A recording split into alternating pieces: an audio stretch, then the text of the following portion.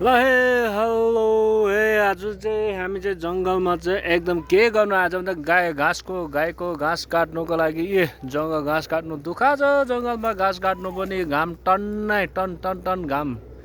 जङ्गलमा जङ्गल एकदम अब जङ्गलमा यसरी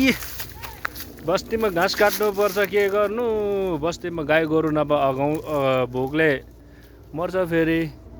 अब जङ्गलमा घाँस काटेन भने त अब गाई गोरु पनि अगाउँछ हामीमा चाहिँ पेट भरेर हुँदैन गाई गोरु गाई बाख्रालाई सबलाई दिनै पर्यो घाँस घाँसहरू